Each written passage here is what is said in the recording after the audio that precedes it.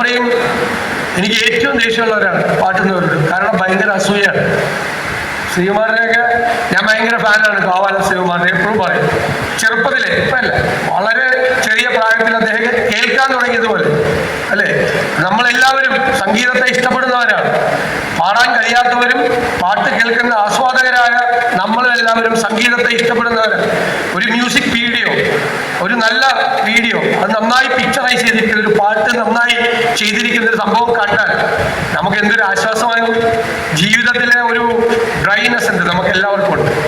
ഒരു പരിപരുത്ത ജീവിത യാഥാർത്ഥ്യങ്ങളോട് നമ്മൾ ഏറ്റുമുട്ടി പോകുമ്പോൾ നമ്മളും പരിപരുത്തതായി മാറും. അവിടെയാണ് കലാകാരന്റെ റോള്. നമുക്ക് ആ പരിപരുത്ത ജീവിത യാഥാർത്ഥ്യങ്ങളുടെ ഇടയിൽ കുറേ സമയം മനസ്സൊന്ന് ആശ്വസിക്കാൻ, ഒന്ന് സന്തോഷിക്കാൻ, നല്ല ഒരു പാട്ട് കേൾക്കാൻ, നല്ല ഒരു സിനിമ കാണാൻ നമുക്ക് കഴിയണം. അപ്പോഴാണ് നമ്മൾ റിയൽ ലൈഫിലേക്ക് നമ്മൾ തിരിച്ചു വരുന്നത്. ആ മുഖ്യധാര ജീവിതത്തിലേക്ക് നമ്മളെ കൂട്ടിക്കൊണ്ടുപോകുന്നവരാണ് കലാകാരന്മാരും എഴുത്തുകാരും എല്ലാവരും.